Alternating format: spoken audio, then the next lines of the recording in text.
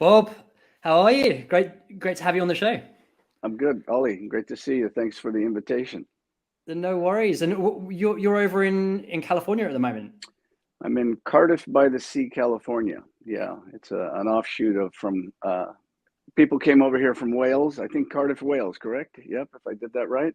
I So they think came so. over. They came over here and settled this little town. So I have some lineage back to the UK or back to England and all that. So it's good. It's a nice little place. A little beachside town. Nice. And what have you been up to recently?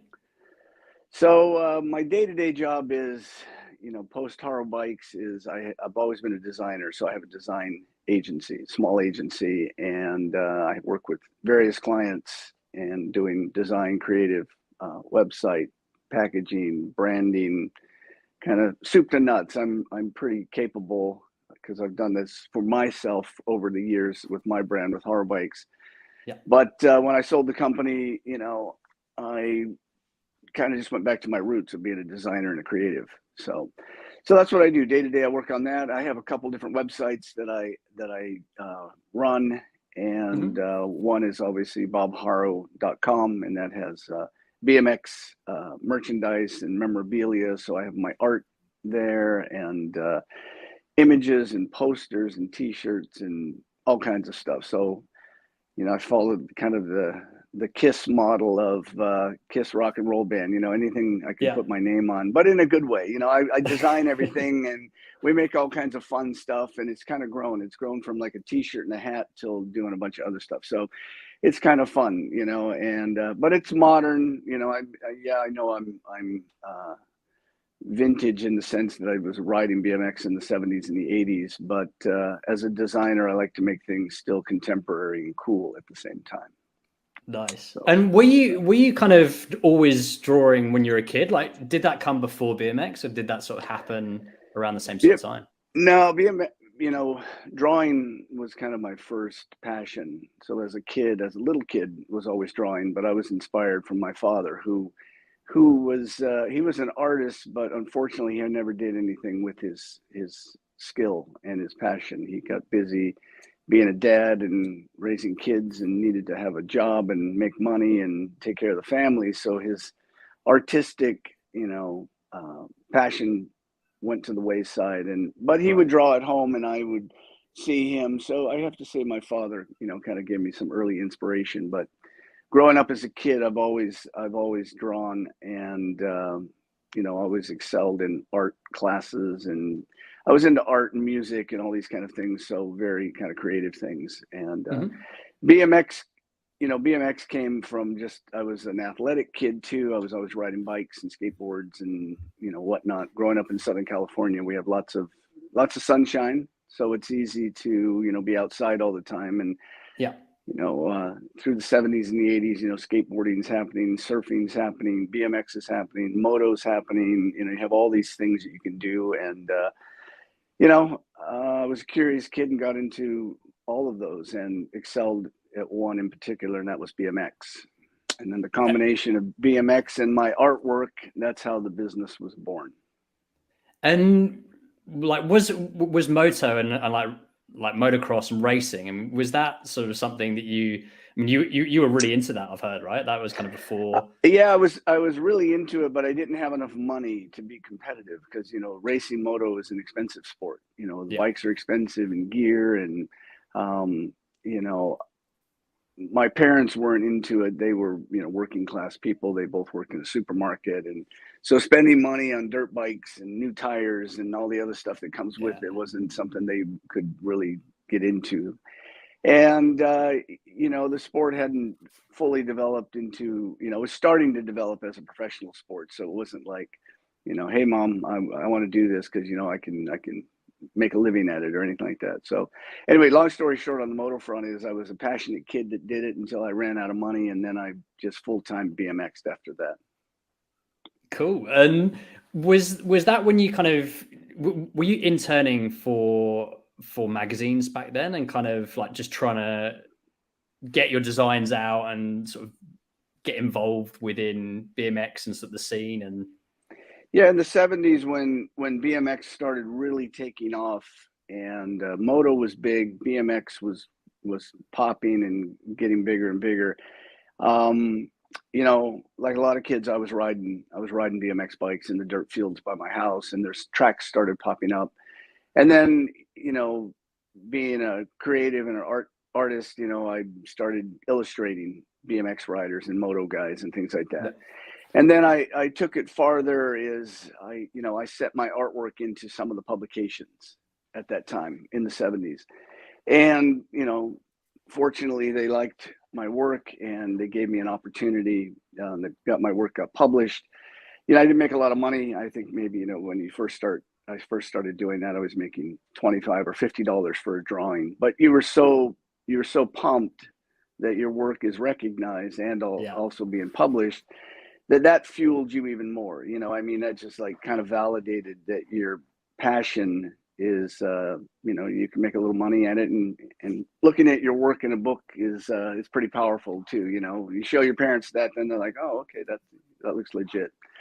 So yeah, so you know, they kind of feed each other, you know, with some success, you know, notoriety, success. Then I was pushing harder. I was, you know, drawing more and more and doing things for different companies and brands. And you know, I worked for a magazine in the 70s called BMX Action Magazine, and you know, the publisher liked my work, and I, you know, ended up being the staff artist for the magazine, and they gave me a page in the magazine to kind of do whatever I wanted. And I had a comic strip in there, and every month I would, you know, I get to write a story, this fictitious story about, you know, some kids on BMX bikes and the escapades they got into. And so, I mean, there was a lot of trust. You know, it was a small magazine, but the biggest in the sport. And you know, they gave. Would you have free reign? You could just do whatever you want on that page. And yeah, I used discretion, but for the most part, there was no editorial issues. But then my other, you know, the other part of the job was I was working at this magazine. Again, I'm an 18-year-old kid, 19, probably 18, and you know, I didn't go to college. You know, my schooling was working at the publication, and I worked under an art director, and I was the grunt kid that did all the stuff that everybody else didn't want to do. But you learn a lot, you know, and I'm learning, you know, real time doing things for a magazine that's being printed every month. So I'm laying out ad designs, I'm laying out pages in magazines, I'm, you know, writing articles, I'm doing editorial drawings for the publication.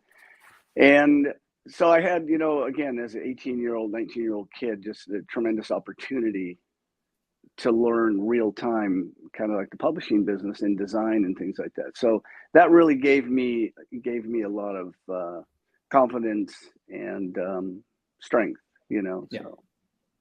And you were pretty entrepreneurial. I mean, that was around the time where you started making your own plates? And yeah, the plates came about right about the same period of time, and the plates were basically an offshoot of, in motorcycles, motocross racing, they had really cool number plates on their bikes, on the factory bikes.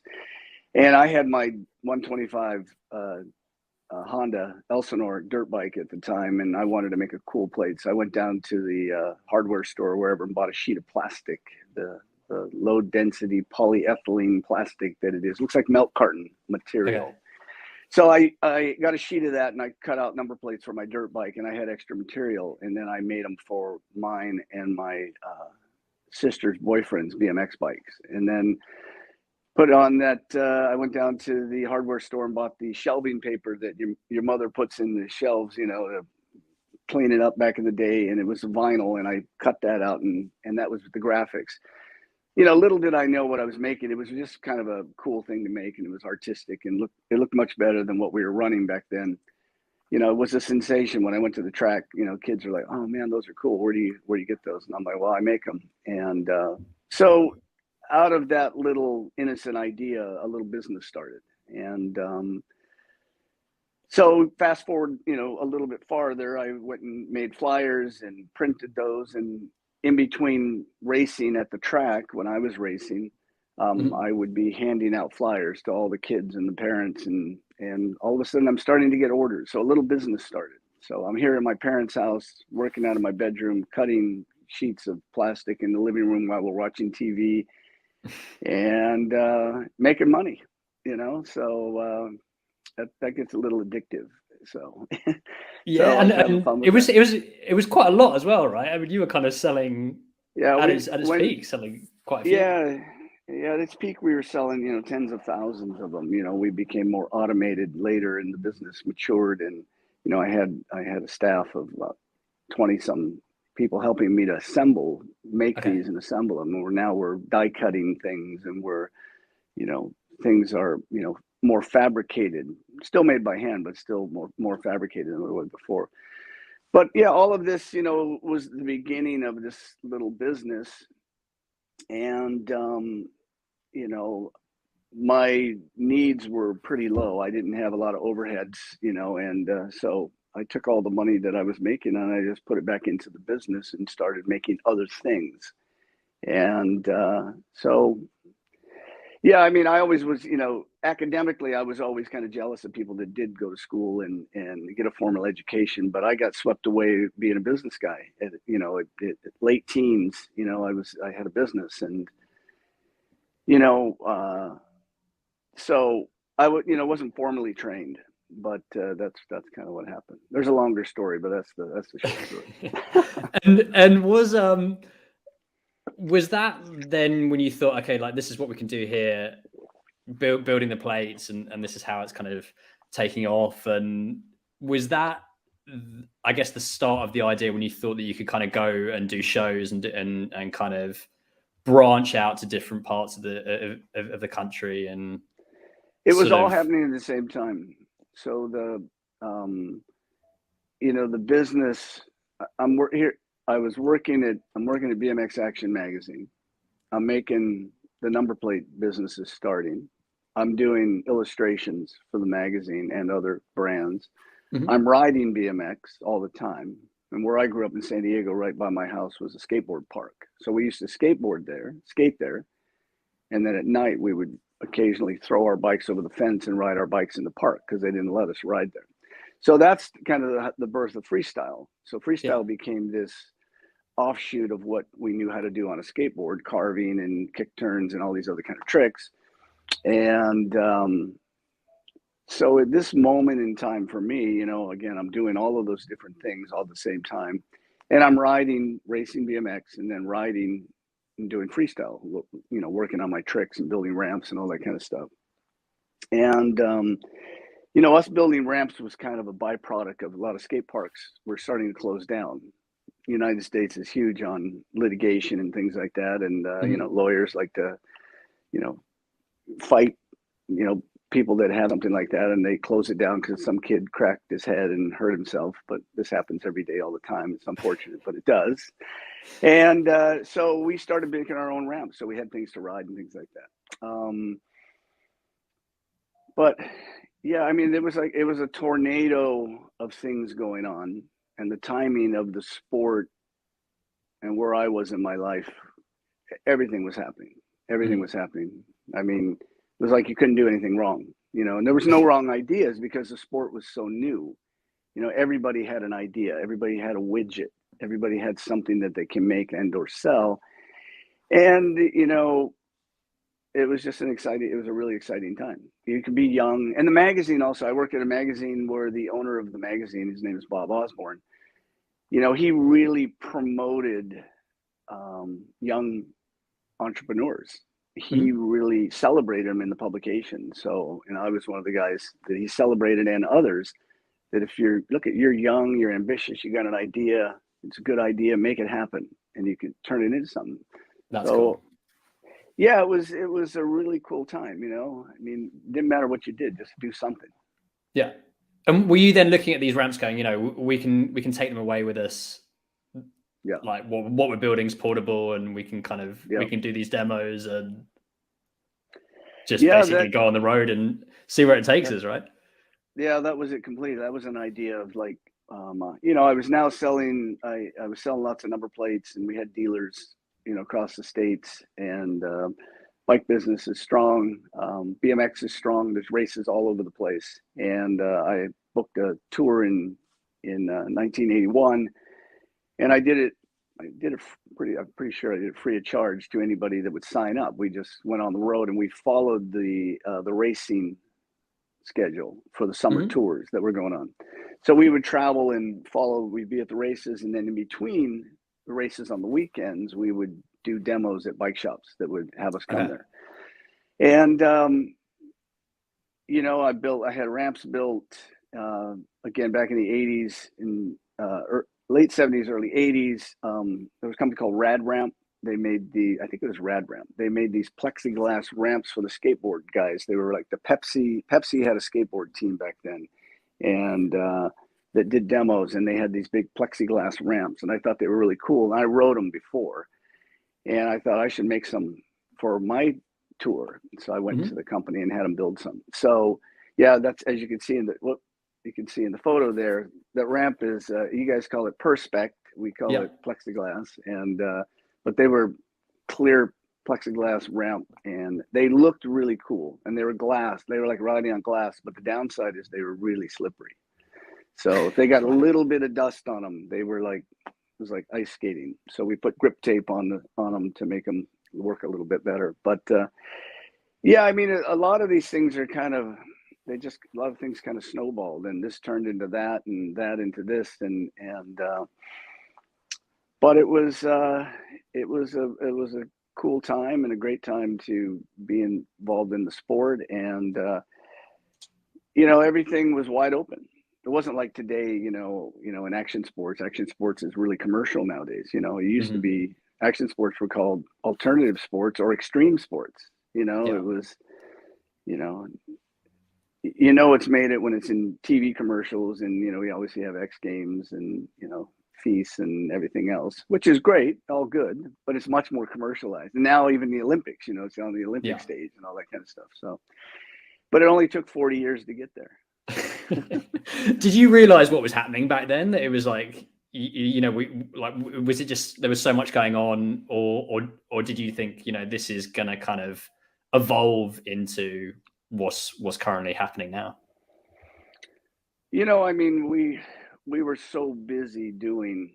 We weren't really thinking about what the future might look like.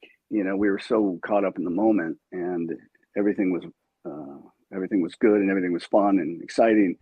I mean, there was chatter downstream that, maybe one day BMX could be an Olympic sport. And that was, it was kind of talk like that, but nothing ever happened. And it took, roughly 40 years to get there, 35, 40 years to get there. And so now I'm proud to see, how the sport has grown, matured, and how it's been accepted. I mean, I can tell you back in the day when I was, first started touring and riding, if you're 18, 19, 20 years old and you ride a BMX bike, people looked at you like, why don't you have a job? Why aren't you in college? Why don't you have a job? What are you doing riding? Why are you riding your brother's push bike? You know what I mean? It didn't make sense, So, and especially, I remember traveling on airplanes or whatever, and sitting next to somebody and saying, "What do you do?" And I said, "Oh, I ride BMX bikes." And what do you have to explain a BMX bike? And then they're like, "Well, what do you do?" "Oh, we ride ramps. We do shows." And what do you mean you ride ramps? Like, and you had to explain everything. So now, with media and BMX and sports, action sports, whatever, you can tell people what you do, and they go, "Oh yeah, I saw that. I know what it is." A grandmother now would know what it is, So. And in those days, were you then like going overseas? And this would have been the first time that people have seen these kind of tricks, right? And that was sort of before freestyle, or before the term even existed. And yeah, in the beginning it was just called trick riding, and then in 1982 or 3 I did a handbook on riding, doing trick riding. But I was working with a friend of mine, D. David Morin, and D. David worked at Skateboarder Magazine in San Clemente, up the road here, about an hour away. And at Skateboarder Magazine was also Surfer Publications. And then they later did a magazine called Action Now. And Action Now was the first action sports magazine, but they were too early. So before X Games, there was a magazine called Action Now, and that covered all kinds of extreme sports, as it was called back then. But David helped me do some writing in this freestyle book that I put together, and it was called Trick. I was calling it trick writing. Then Dave was like, "We need to call it freestyle." He thought it just sounded better, so the book became Freestyle Moves. And Oh, okay. so David helped me with that. Let me grab something. I'll show you. Just take Yeah, one cool. second. But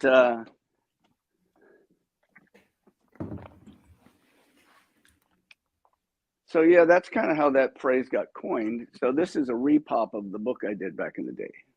Nice. So that's what it's called, Freestyle Moves. So it was a handbook, on doing Like tricks. how-to tricks, right? How to do tricks. Yeah, let me see here if I can find the right page, or find a page. So it was basic tricks, how to step by step. Again, Yeah. this is before YouTube, before there wasn't videos. There was no videos. There wasn't There was no anything like internet, that. right? There was no internet. There's no Yeah. videos. There's no, what you had is a motor drive sequence with a camera that you could, shoot and then make a little sequence photos. And we made a bunch of those books and sold all of them, and a lot of kids around the world learned how to ride like the fundamentals to freestyle. So that's Yeah. how that got started. So it And was fun. I mean, then again, just crazy stuff. was that when the first sort of when you guys developed then the first forks and the frames for That came actually about. riding these kind of things, right? Yeah, the first freestyle bikes came about. I mean, that was on my '81 summer tour. I had a rider named Bob Morales who was with me. We had a lot of time on the road. We're driving on the road and all over the United States, and we had I don't know, we had 6 weeks on the road or something like that, and just one, like late night chatter and ideas. And he's a good idea guy himself. And I was just thinking that all the focus at that time was on BMX racing. Everything was BMX race. Everything, all the products were BMX racing. All the events were around Sponsors and BMX everything, right? racing. Everything was about that.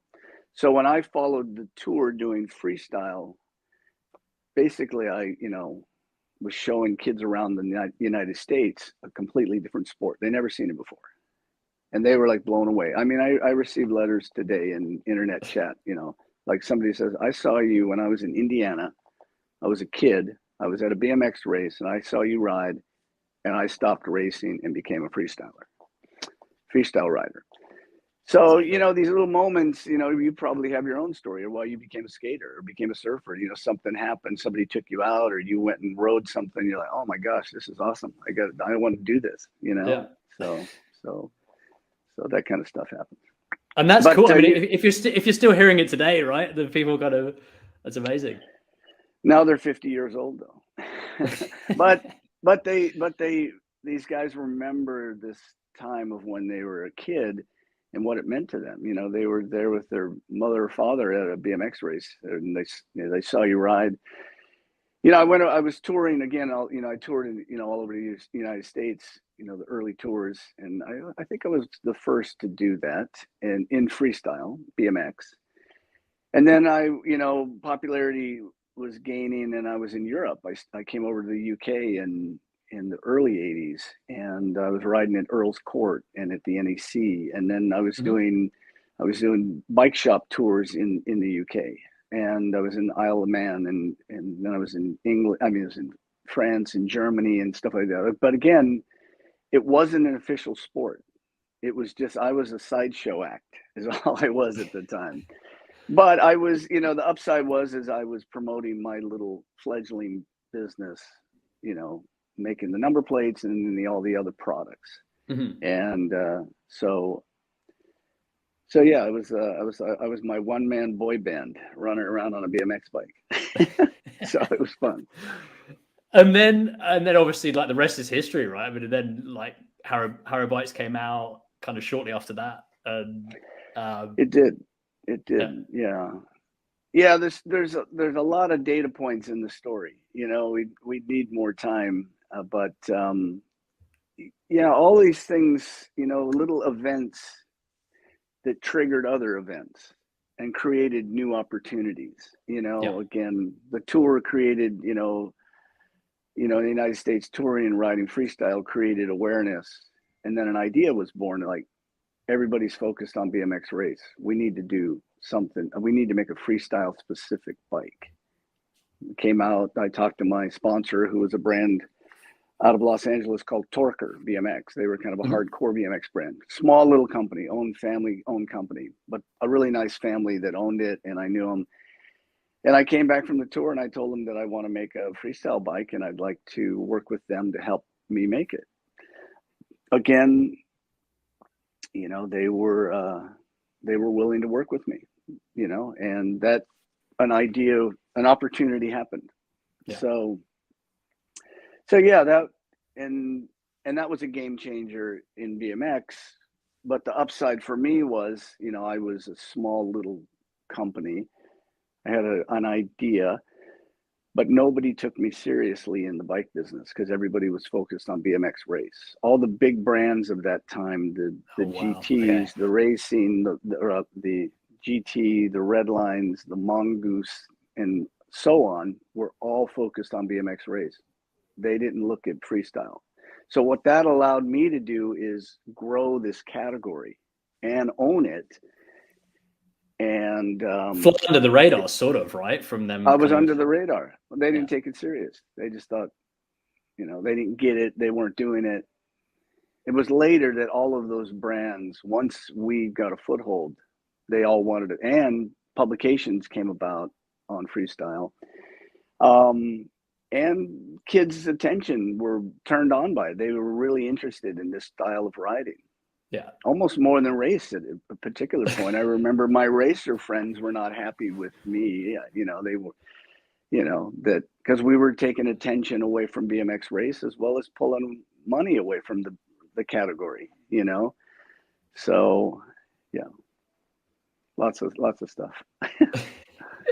And why did you decide to sell? Like, when you had that opportunity, was that kind of sort of at the right time? You thought, you know, you wanted to sort of maybe do something different, or? No, it was, you know, it was an opportunity to grow the business. And I had taken the business as far as I thought my skills could take it. It really needed bigger financing. It needed a bigger sales effort because we were like a little small boutique company. And, you know, it was an opportunity to really kind of expand the business. So, and, you know, I was self-funding it. I funded it out of my pocket. I didn't have funding. My parents didn't have the money. I didn't get funding from anybody else. And, you know, we were doing okay. You know, it was a little business at the time. We were doing maybe $7.5 million a year in sales. And this is in the mid 80s. And it was an opportunity to expand the business, you know, and so that came about, and we teamed up with a big distributor in Los Angeles that had national presence. They had 130 sales reps. They had 2 or 3 big warehouses nationally, and they took our brand and in 1 year they doubled the business. You know, they just had the horsepower. Yeah. We didn't have that horsepower. They had the horsepower.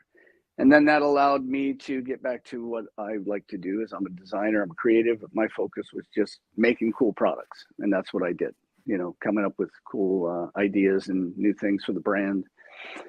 So when I sold the company, you know, all the warehouse stuff went up to LA and to Los Angeles. And then we had here in San Diego and Carlsbad, here not too far away, we had a design and marketing office. So we did all the creative, we handled all the marketing, which meant all the riders, all the team riders, and we took care of all that. So we kept the brand core in that respect. But then we had a professional sales organization selling the goods and stuff like that. So you could you could keep it separate, right? And kind of do what you wanted to do, and instead of be pulled into all these things like operational wise. And the operation stuff was never my forte, you know, and so that's, you know, there's pluses and there's highs and lows in that too. You know, you sell the company and you team up with other people that maybe have different ideas of what they think the brand should be than what you thought your baby should be. You know what I mean? You know, it's like raising a kid and you got other parents in there that you know, they want them to go to a different school or whatever, you know? So anyway. And then it sort of, well, I guess when you exited, it kind of then went full circle, and you sort of started doing stuff with moto brands and doing kind of illustrations and designs when like Harodesign, when that turned into an agency. Is that what happened? Or Motives, you mean the clothing that we were doing? so yeah, so like kind of doing like work for moto brands and Motor brands, yeah. That, all of that came about after the sale. When I was done in '93, my contract was up. I had a non-compete for a couple of years. I couldn't do anything in the bicycle business, and so I hung out for about a year. I built my dream home. I was surfing and riding my bike and working out and chasing women and partying and doing all the things that you do, and I was a little bored. Your friends all work and you have time off, and I'm used to working. I'm kind of a worker bee, and so I decided. I had my little studio at my house, and that's boring because you be upstairs and walk downstairs to your office, and you don't see anyone, right? You kind of just I'm still in my underwear and t-shirt. Bad visual, but that's what I got. And so no, I set up a little office, and I just I was at a show in Europe and visiting a friend that had a bike brand, and next to his bike brand was a motorcycle company called Thor Motocross. Okay. And Thor was there, and they're out of San Diego as well. And I went and visited with them, and I said, "Hey, if you guys ever need any outside creative, let me know. I'm up at Carlsbad, which is North San Diego." And I got a couple weeks later, I had a meeting with them, and I started doing some work with Thor Motocross. And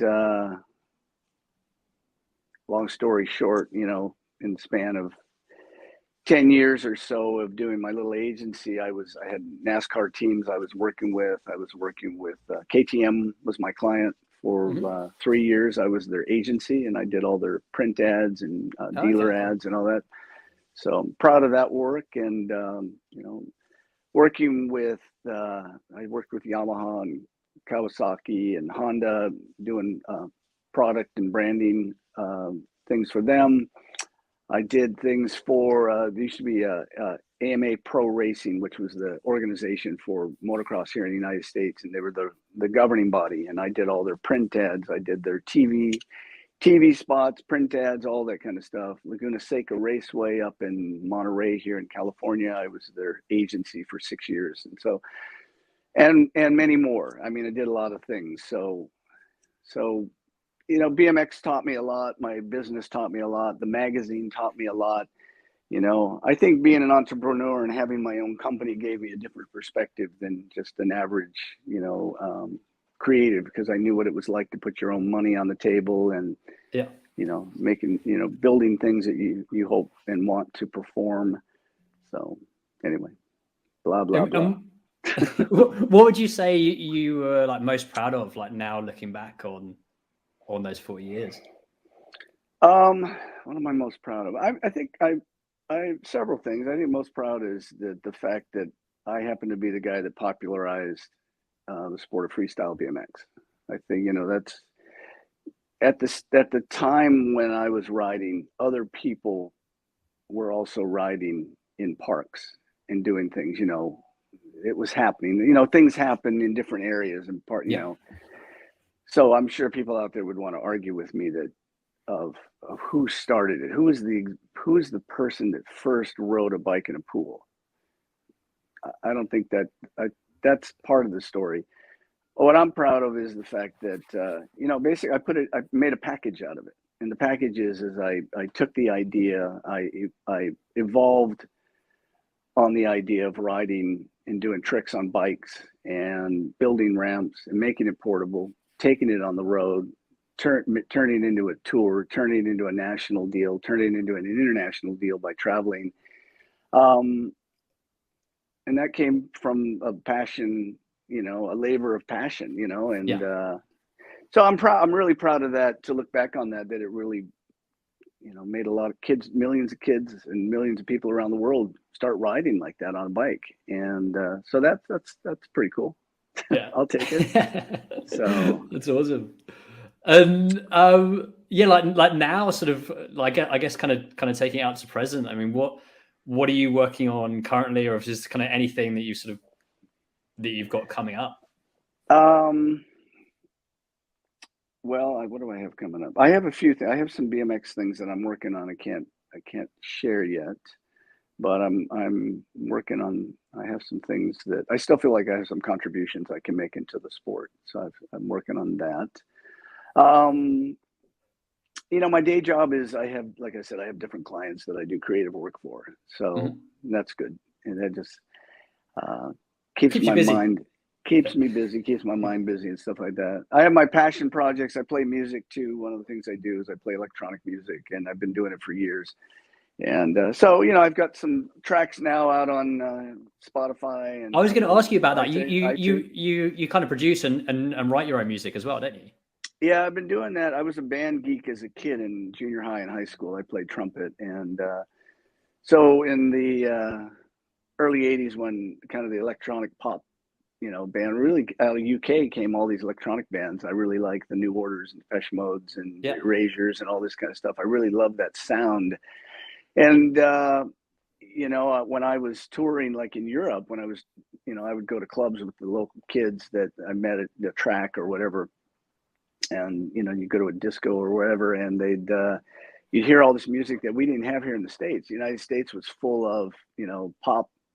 Top 40 John Cougar Mellencamp style music, and no slag on his music, but it was Americana kind of music, and rock and roll. And I wasn't really a big rock and roll guy, and yeah, I heard this electronic music and I really loved it, and I liked going to clubs and dance clubs and stuff like that. So when I'd be on tour the next day, I'd be probably at a HMV music store and buying records and things like that and bringing back music that my friends never heard here, but I just been in, Belgium, and I was in France, and I was in, you hear this stuff that we didn't have back home. So what did they think of it when you brought it back? Were they like, oh, they loved it. Already?